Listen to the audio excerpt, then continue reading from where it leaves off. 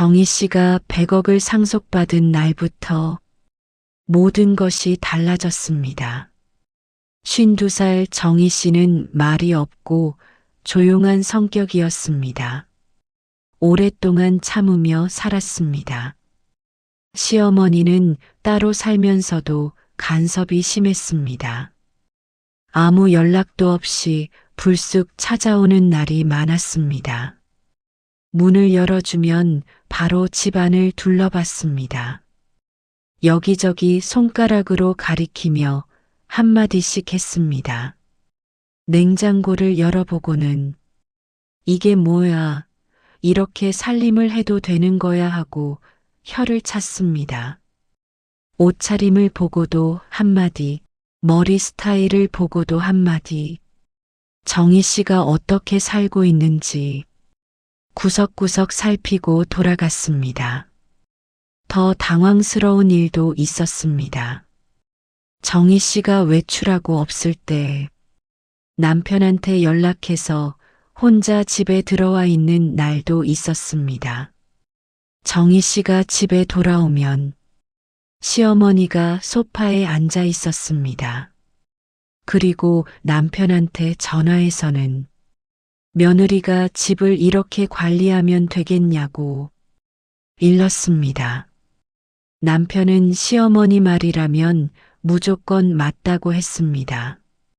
정희 씨 말은 듣지도 않고 어머니가 그러시면 이유가 있겠지라고 했습니다.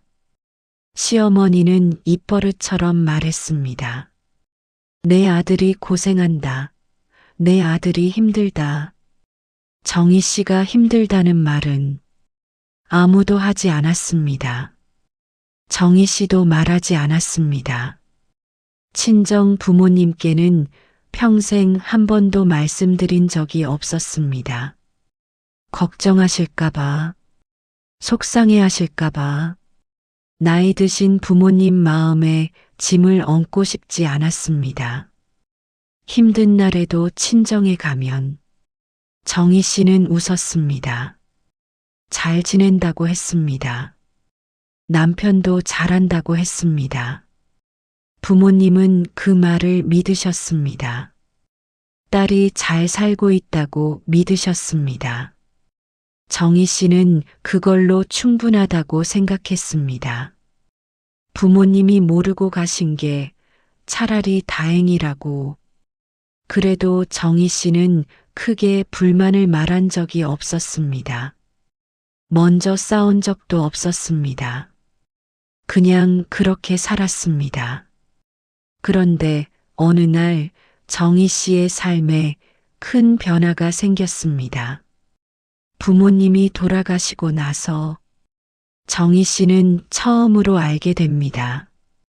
부모님이 평생 아무 말 없이 모아두신 재산이 무려 100억이라는 사실을 정희 씨 본인도 전혀 몰랐습니다. 그냥 평범한 부모님인 줄만 알았습니다. 그런데 그 순간부터였습니다. 옆에 있던 사람들이 조금씩 달라지기 시작한 것이 그날부터 모든 것이 달라졌습니다. 부모님이 돌아가신 건 봄이었습니다. 아버지가 먼저 가시고 어머니가 그 뒤를 따르듯 석 달 만에 돌아가셨습니다. 정희 씨는 장례를 치르는 내내 울지도 못했습니다. 해야 할 일이 너무 많았습니다. 손님을 맞고 음식을 준비하고 서류를 챙기고 그렇게 정신없이 며칠을 보냈습니다. 장례가 끝나고 나서야 정희 씨는 혼자 방에 앉아 조용히 울었습니다.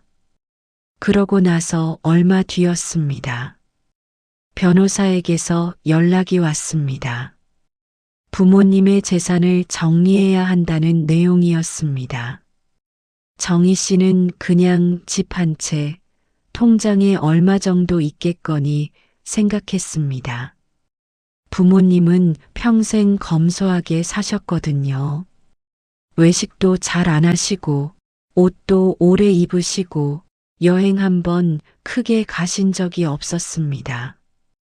그런데 변호사가 서류를 펼치며 말했습니다. 총 상속 재산이 약 100억 원입니다.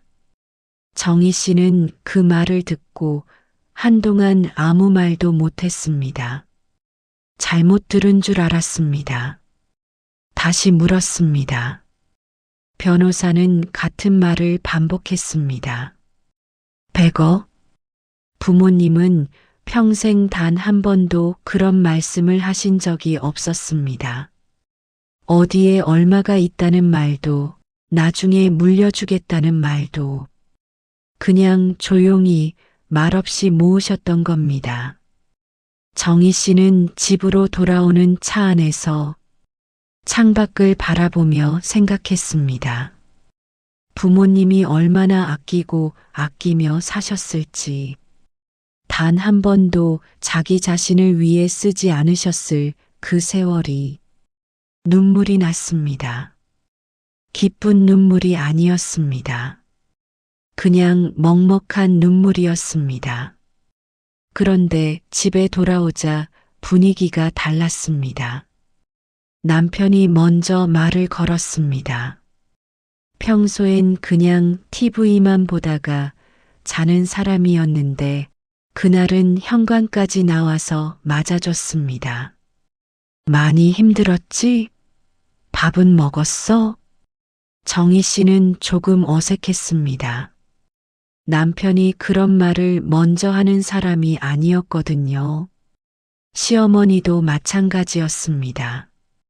며칠 뒤 시어머니 댁에 들렀더니 평소와 다르게 반겨주셨습니다. 우리 며느리 얼굴이 많이 상했네. 고생했어. 시어머니가 정희 씨 손을 잡아주셨습니다. 정희 씨는 그 손을 잡으며 생각했습니다. 부모님이 돌아가시니까 걱정해 주시는구나. 그래도 이렇게 챙겨주시는구나. 그때는 그렇게만 생각했습니다. 하지만 시간이 조금 지나면서 정희 씨는 느끼기 시작했습니다. 뭔가 달라졌다는 것을. 남편의 말투가 부드러워졌습니다. 정희 씨가 하는 말에 토를 달지 않았습니다. 주말에 같이 나가자고 먼저 말하기도 했습니다. 시어머니도 전화를 자주 하기 시작했습니다. 안부를 물어보고 밥은 먹었냐고, 몸은 괜찮냐고. 정희 씨는 처음엔 그냥 기분이 좋았습니다. 부모님을 잃은 슬픔 속에서 남편과 시어머니가 잘 대해주니까 조금은 위로가 됐습니다. 그런데 마음 한구석에 작은 물음표가 하나 생겼습니다. 왜 갑자기 이렇게 달라진 걸까? 정희 씨는 그 물음표를 꾹 눌러두었습니다. 괜한 생각이라고 스스로를 타일렀습니다. 하지만 그 물음표는 곧 사라지지 않는다는 걸 정희 씨는 얼마 지나지 않아 알게 됩니다. 상속 정리가 마무리되고 한 달쯤 지났을 때였습니다. 남편이 저녁을 먹다가 조심스럽게 말을 꺼냈습니다. 있잖아, 나 할 말이 있어. 정희 씨는 밥그릇을 내려놓고 남편을 봤습니다. 어머니, 지금 사시는 집 있잖아. 거기가 너무 낡았잖아. 겨울에 춥다고 하시고 계단도 불편하시다고 하시고 이제 연세도 있으신데 새 집 한 채만 사드리면 어떨까? 정희 씨는 바로 대답하지 않았습니다. 속으로는 여러 가지 생각이 지나갔습니다. 상속받은 지 얼마나 됐다고. 벌써 이런 말이 나오는구나. 하지만 입 밖으로는 다른 말이 나왔습니다. 얼마나 생각하고 있어? 남편은 이미 알아봤다는 듯이 말했습니다. 10억이면 괜찮은 데 있어. 멀지도 않고 엘리베이터도 있고. 정희 씨는 잠깐 생각하다가 고개를 끄덕였습니다. 어머니 연세가 있으시니까 불편하게 사시면 안 되니까 그 정도는 해드려야지. 그렇게 생각하며 넘어갔습니다. 시어머니 집을 사들인 지 2달도 안 됐을 때였습니다. 이번엔 남편이 더 큰 말을 꺼냈습니다. 나 회사 그만두려고. 정희 씨는 순간 귀를 의심했습니다. 남편은 10년 넘게 다닌 회사가 있었습니다. 월급이 아주 많은 건 아니었지만 그래도 꾸준히 다니던 직장이었습니다. 갑자기 왜? 나이 50인데 이러다가 언제 내 것 한번 해보겠어. 사업 한번 해보고 싶어. 오래전부터 생각해온 거야.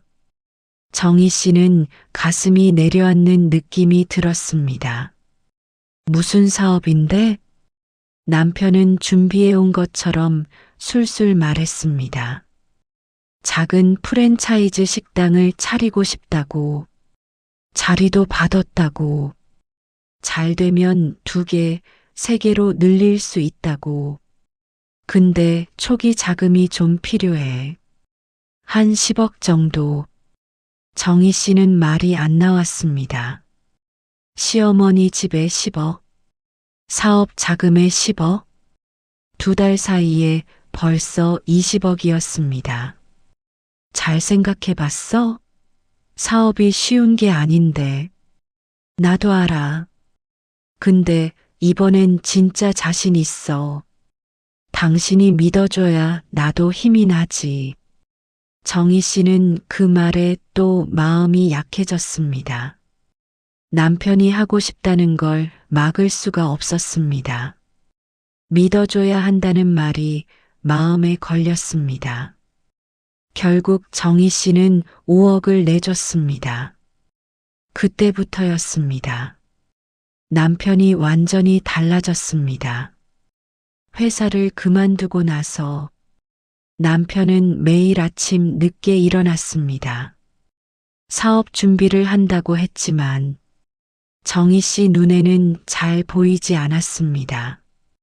그러더니 어느 날 새 차가 생겼습니다. 사업하려면 차가 좋아야 해. 미팅도 있고 거래처도 만나야 하고. 정희 씨는 아무 말도 하지 않았습니다. 그 다음엔 옷이었습니다. 백화점 쇼핑백을 들고 들어오면서 사업하는 사람이 이 정도는 입어야지라고 했습니다.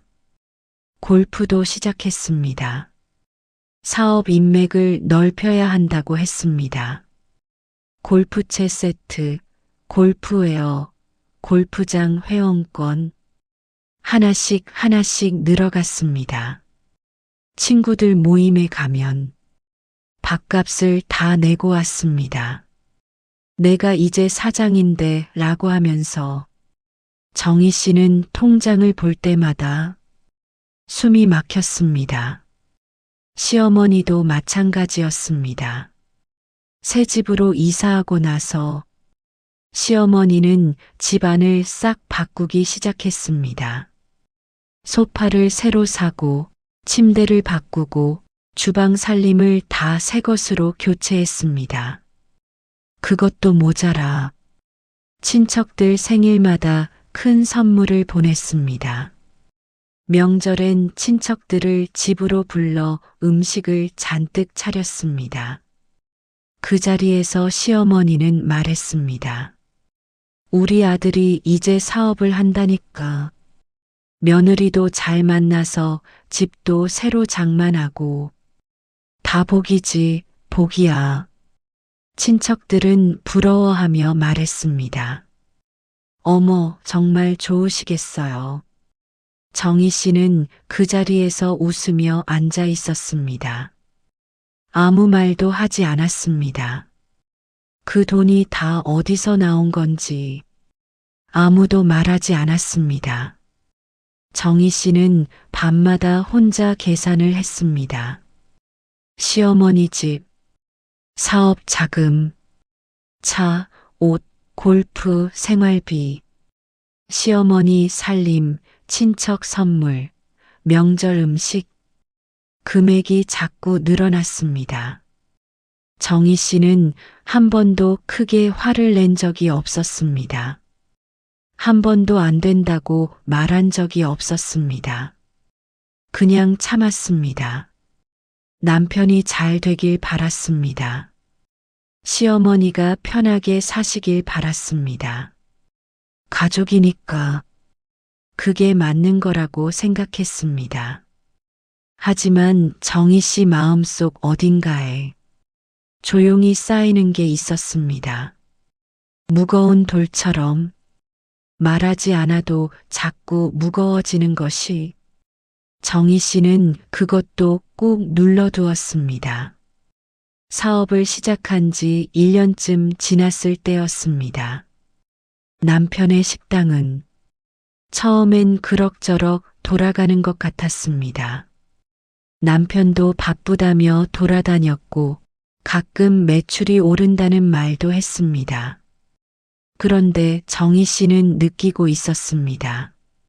남편이 집에 늦게 들어오는 날이 많아졌습니다. 처음엔 사업 때문이라고 했습니다. 거래처 미팅, 저녁 약속, 지인 모임. 이유는 항상 달랐습니다. 그런데 어느 날부터 남편 전화기가 이상했습니다. 항상 뒤집어 놓고 정희 씨가 가까이 오면 화면을 끄고 화장실 갈 때도 전화기를 들고 갔습니다. 정희 씨는 모른 척 했습니다. 설마 하는 마음이 있었습니다. 확인하고 싶지 않은 마음도 있었습니다. 그냥 모르는 게 나을 수도 있다고 생각했습니다. 그러던 어느 토요일 오후였습니다. 남편이 외출하고 집에 없을 때 정희 씨는 우연히 소파 틈에서 영수증 하나를 발견했습니다. 호텔 영수증이었습니다. 날짜를 보니 남편이 거래처 출장을 간다고 했던 날이었습니다. 정희 씨는 한참 그 종이를 들여다봤습니다. 손이 떨렸습니다. 가슴이 쿵 내려앉았습니다. 하지만 그날도 정희 씨는 아무 말을 하지 않았습니다. 남편이 들어왔을 때 평소처럼 밥을 차려줬습니다. 평소처럼 TV를 같이 봤습니다. 그냥 아무것도 모르는 것처럼. 며칠 뒤였습니다. 남편이 저녁을 먹다가 갑자기 숟가락을 내려놓았습니다. 그리고 정희 씨를 똑바로 봤습니다. 나 할 말 있어. 정희 씨는 밥을 먹다가 남편을 봤습니다. 우리 그냥 이혼하자. 정희 씨는 그 말을 듣고 아무 말도 하지 못했습니다. 남편은 계속 말했습니다. 우리 오래됐잖아. 솔직히 요즘 같이 사는 게 맞나 싶어. 정도 없고 대화도 없고 그냥 한 집에 사는 사람 같잖아. 서로 잘 살자. 정희 씨는 잠깐 눈을 감았습니다. 그리고 조용히 물었습니다. 다른 사람 생겼어? 남편은 잠깐 멈추더니 말했습니다. 그게 중요한 게 아니잖아. 우리가 문제인 거지. 대답을 안 한다는 게 대답이었습니다. 그날 이후 집 안 분위기가 완전히 달라졌습니다. 남편은 안방을 쓰고 정희 씨는 작은 방으로 옮겼습니다. 밥도 따로 먹었습니다. 말도 거의 하지 않았습니다. 남편은 변호사를 선임했다는 말도 했습니다. 이혼 소송을 준비하겠다고 했습니다. 정희 씨는 밤마다 잠을 이루지 못했습니다. 억울했습니다. 서러웠습니다.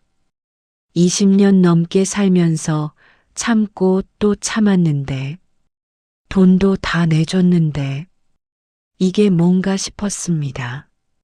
그런데 한편으론 이런 생각도 들었습니다. 이제 끝내도 되는 건가? 이 집에서 나가도 되는 건가?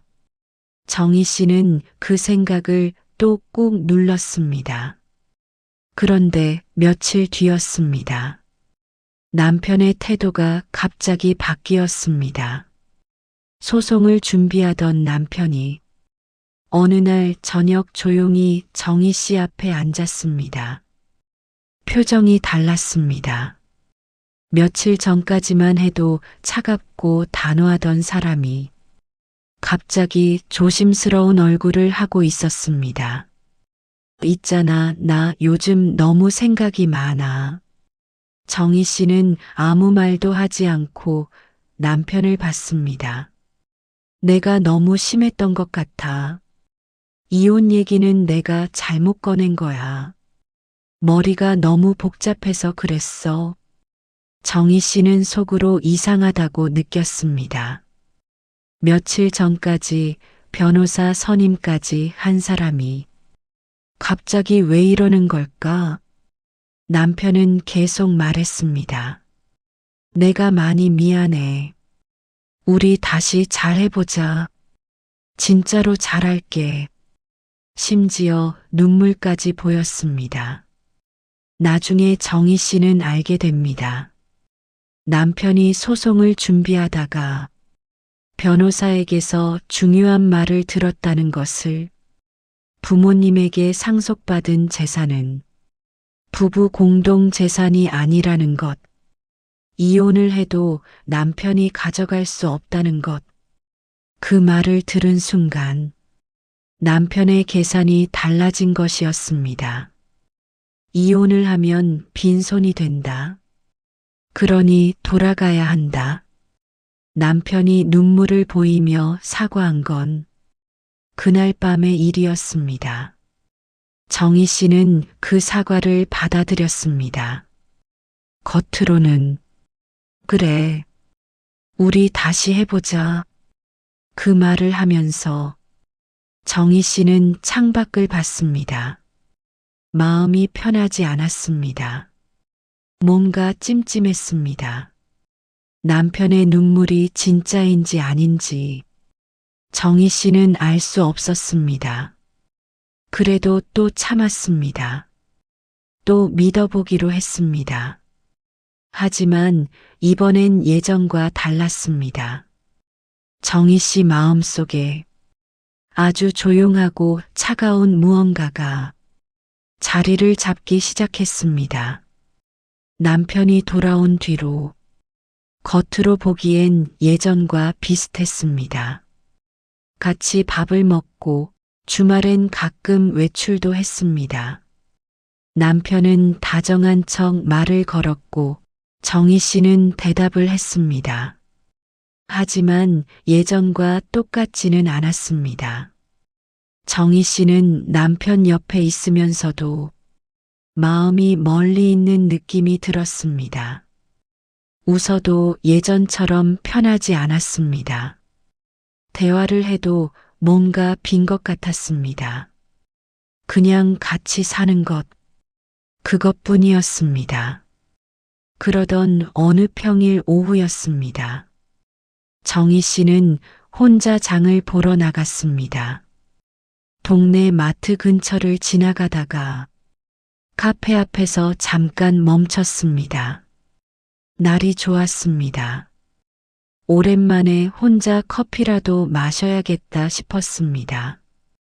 카페 문을 열고 들어서는데 구석 자리에 앉아 있는 여자와 눈이 마주쳤습니다. 30 중반쯤 되어 보이는 여자였습니다. 정희 씨는 처음엔 그냥 모르는 사람인 줄 알았습니다. 그런데 그 여자가 먼저 일어났습니다. 혹시 정희 씨 맞으시죠? 정희 씨는 그 자리에 굳어버렸습니다. 여자의 얼굴을 보는 순간 직감적으로 알았습니다. 이 사람이구나. 여자는 도망가지 않았습니다. 오히려 정희 씨에게 자리를 권했습니다. 잠깐 앉으실 수 있으세요? 드릴 말씀이 있어요. 정희 씨는 가방을 꼭 쥔 채 천천히 맞은편에 앉았습니다. 심장이 빠르게 뛰었습니다. 하지만 표정은 바꾸지 않았습니다. 여자가 먼저 말했습니다. 저 때문에 많이 힘드셨죠? 죄송합니다. 정희 씨는 아무 말도 하지 않았습니다. 여자는 잠깐 망설이다가 계속 말했습니다. 사실 저도 그 사람한테 많이 상처받았어요. 이혼 얘기 나왔을 때 저는 진짜인 줄 알았거든요. 이혼하면 저랑 새로 시작하자고 했으니까요. 정희 씨는 조용히 듣고 있었습니다. 근데 어느 날 갑자기 태도가 바뀌었어요. 연락도 뜸해지고 만나자고 해도 바쁘다고 하고 그래서 제가 따졌어요. 왜 갑자기 이러냐고. 여자의 눈가가 붉어졌습니다. 그때 그 사람이 저한테 그랬어요. 여자는 잠깐 숨을 고르고 말했습니다. 이혼하면 돈을 못 가져간다고. 상속받은 돈은 건드릴 수가 없다고. 그러니까 지금은 돌아가야 한다고. 나중에 다시 생각해 보자고. 정희 씨는 그 말을 들으며 시선을 테이블 위에 고정했습니다. 저는 그 말 듣고 끝냈어요. 돈 때문에 저를 이용한 거잖아요. 저도 화가 났고 정희 씨한테도 너무 미안했어요. 여자는 고개를 숙였습니다. 제가 이 말을 해드려야 할 것 같았어요. 그 사람이 돌아간 건 정희 씨가 보고 싶어서가 아니에요. 돈 때문이에요. 정희 씨는 아셔야 할 것 같아서요. 정희 씨는 한동안 아무 말도 하지 않았습니다. 창밖으로 사람들이 지나갔습니다. 아이를 데리고 걷는 엄마, 손을 잡고 걷는 노부부, 뛰어가는 학생들. 세상은 아무렇지 않게 돌아가고 있었습니다. 정희 씨는 천천히 여자를 봤습니다. 말해줘서 고마워요. 그 말만 했습니다. 여자는 고개를 끄덕이고 자리에서 일어났습니다. 그리고 카페를 나갔습니다. 정희 씨는 한참 그 자리에 앉아 있었습니다. 커피는 시켜놓고 한 모금도 마시지 않았습니다. 머릿속에 장면들이 지나갔습니다. 부모님 장례를 치르고 돌아왔을 때 현관까지 나와서 맞아주던 남편, 시어머니 집을 사들이자고 했을 때 조심스럽게 말을 꺼내던 남편, 이혼하자고 했다가 며칠 만에 돌아와 눈물을 흘리며 사과하던 남편, 다 이어졌습니다. 처음부터 끝까지 하나의 선으로 이어졌습니다. 정희 씨는 자리에서 일어났습니다. 카페를 나와서 천천히 걸었습니다. 마트에 가야 한다는 것도 잊었습니다. 그냥 걸었습니다. 골목을 지나고 공원 앞을 지나고 한참을 걸었습니다. 눈물은 나지 않았습니다. 오히려 이상하게 머리가 맑았습니다. 안개가 걷히는 것 같은 느낌이었습니다. 오랫동안 흐리던 하늘이 갑자기 맑아지는 것 같은 느낌. 정희 씨는 걸으면서 생각했습니다. 더 이상 참을 이유가 없다. 더 이상 기다릴 것도 없다. 이제 정희 씨가 선택할 차례다. 집에 돌아왔을 때 남편은 소파에 앉아 TV를 보고 있었습니다. 장 보고 왔어? 뭐 사왔어? 정희 씨는 그 말을 듣고 잠깐 남편을 봤습니다. 아, 오늘 깜빡했어. 내일 갈게. 그리고 방으로 들어갔습니다. 문을 닫고 혼자 앉았습니다. 조용했습니다. 정희 씨는 그날 밤 오랫동안 생각했습니다. 무엇을 어떻게 해야 할지, 어디서부터 시작해야 할지, 그리고 아침이 됐을 때 정희 씨는 마음을 완전히 정했습니다. 이제 움직일 때가 됐습니다. 그때부터 정희 씨는 움직이기 시작했습니다. 마음을 정한 다음 날부터 정희 씨는 조용히 움직이기 시작했습니다. 티를 내지 않았습니다. 평소처럼 밥을 차렸습니다. 평소처럼 남편에게 말을 했습니다. 아무것도 달라지지 않은 것처럼. 하지만 속으로는 하나씩 하나씩 준비하고 있었습니다. 먼저 변호사를 만났습니다. 남편 몰래 혼자 법률사무소를 찾아갔습니다. 상속 재산을 어떻게 지킬 수 있는지, 이혼을 할 때 무엇을 준비해야 하는지, 남편과 시어머니에게 더 이상 돈이 가지 않으려면 어떻게 해야 하는지 변호사는 차근차근 설명해 줬습니다. 정희 씨는 그 말을 하나도 빠짐없이 들었습니다. 메모를 했습니다. 집에 와서 다시 읽었습니다. 예전에 정희 씨라면 이런 걸 혼자 한다는 게 엄두도 안 났을 겁니다.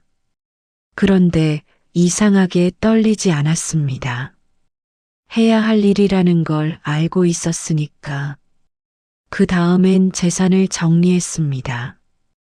남편이 함부로 건드릴 수 없도록 통장을 새로 만들고 남편과 공동으로 묶여 있던 것들을 하나씩 분리했습니다. 남편 사업에 들어가던 돈줄도 조용히 막았습니다. 그동안 남편 사업 통장으로 매달 생활비 명목으로 빠져나가던 돈이 있었습니다. 정희 씨는 그것도 멈췄습니다.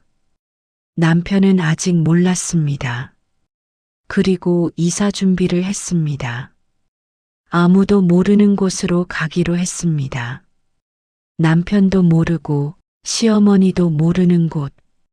정희 씨는 혼자 발품을 팔았습니다. 아무도 모르는 동네로 갔습니다. 남편도 모르고 시어머니도 모르는 곳. 괜찮은 아파트를 하나 샀습니다. 넓고 좋은 곳이었습니다. 오롯이 정희 씨 이름으로 정희 씨 혼자만을 위한 집이었습니다. 계약을 마치고 나서 정희 씨는 새 집 앞에 서서 도어락 비밀번호를 눌렀습니다. 딸깍. 문이 열리는 소리가 났습니다. 정희 씨는 그 자리에서 잠깐 멈췄습니다. 이 집은 아무도 모릅니다. 아무도 찾아오지 않습니다. 처음으로 온전히 정희 씨만의 공간이었습니다. 이상하게 마음이 편했습니다. 오랜만에 느끼는 편안함이었습니다. 모든 준비가 거의 다 됐을 때 정희 씨는 남편에게 말했습니다.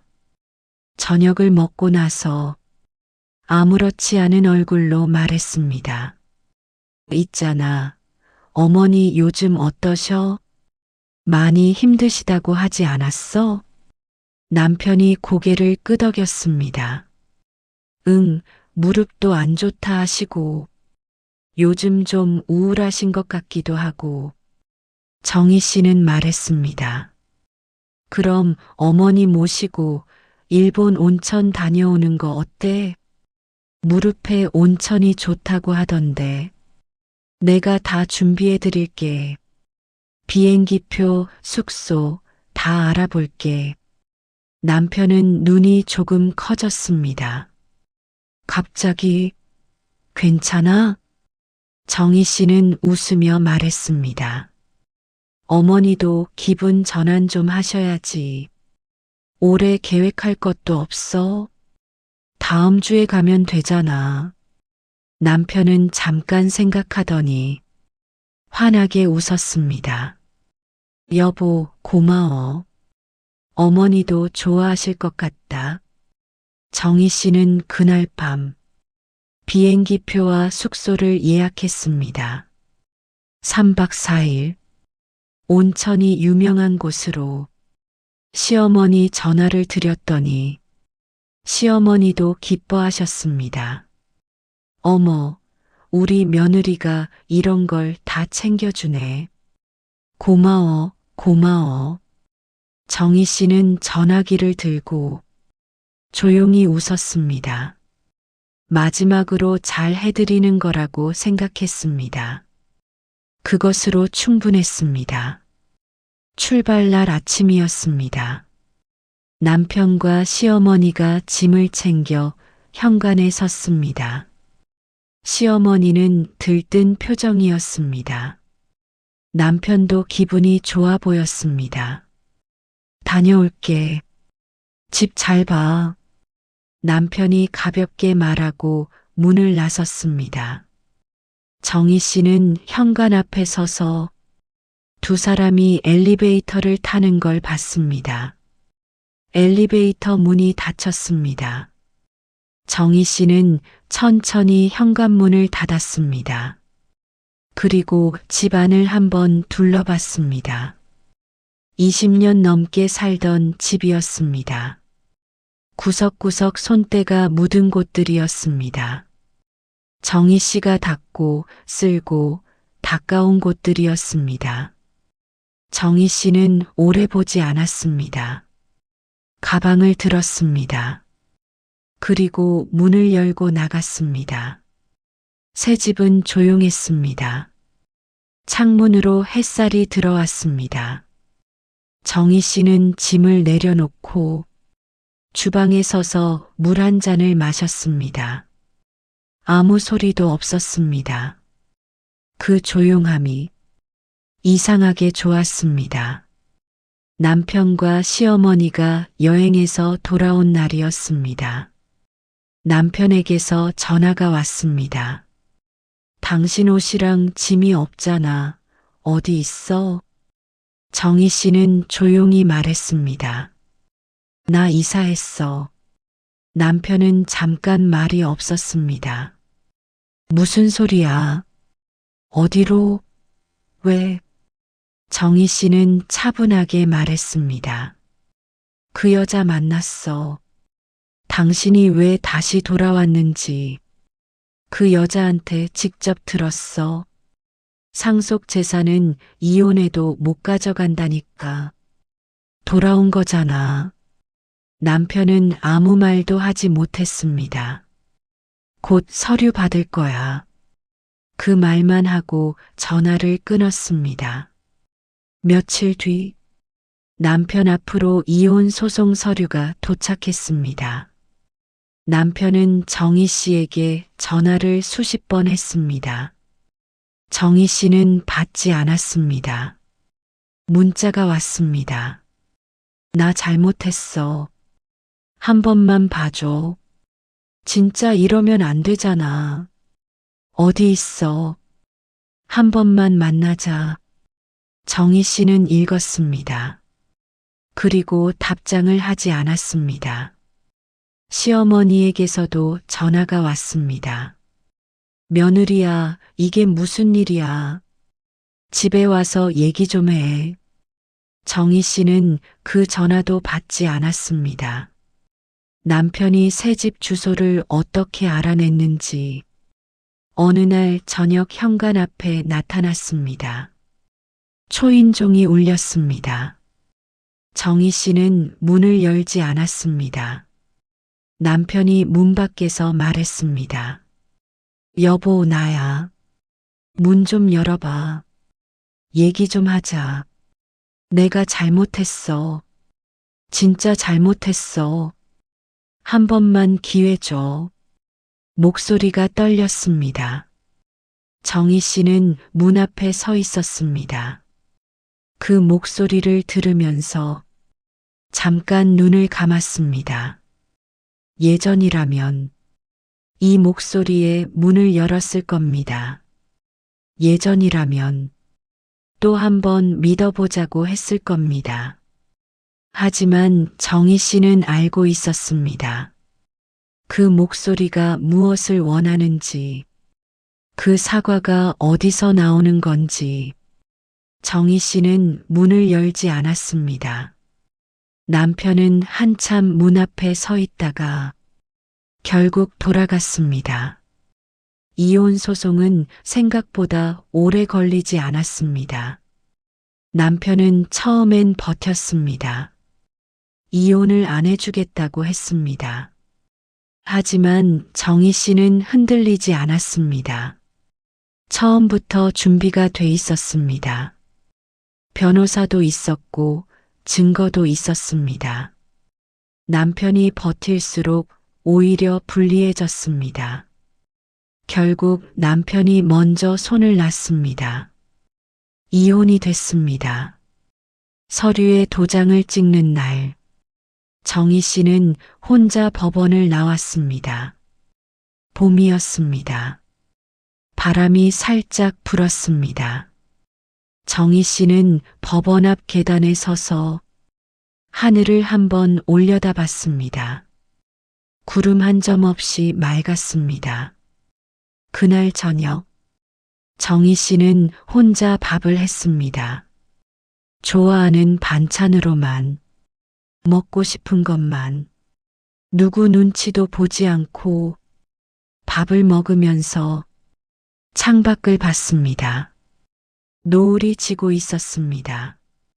정희 씨는 천천히 밥을 씹으며 생각했습니다. 오랫동안 참았습니다. 오랫동안 기다렸습니다. 오랫동안 혼자 버텼습니다. 그런데 지금 이 순간 이상하게 후회가 없었습니다. 더 일찍 할 걸 하는 생각도 들지 않았습니다. 지금이 딱 맞는 때였습니다. 정희 씨가 준비됐을 때, 정희 씨가 스스로 선택했을 때, 그것으로 충분했습니다. 정희 씨는 그날 이후로 조용하지만 단단하게 살았습니다. 누가 시키는 대로 살지 않았습니다. 누구 눈치를 보며 살지 않았습니다. 처음으로 자기 자신을 위해 사는 삶이었습니다. 그리고 그 삶이 정희 씨에게는 누구보다 잘 어울렸습니다. 정희 씨는 특별한 사람이 아닙니다. 그냥 오래 참아온 사람입니다. 하지만 끝까지 버텼고 스스로 때를 알았고 결국 자기 삶을 선택했습니다.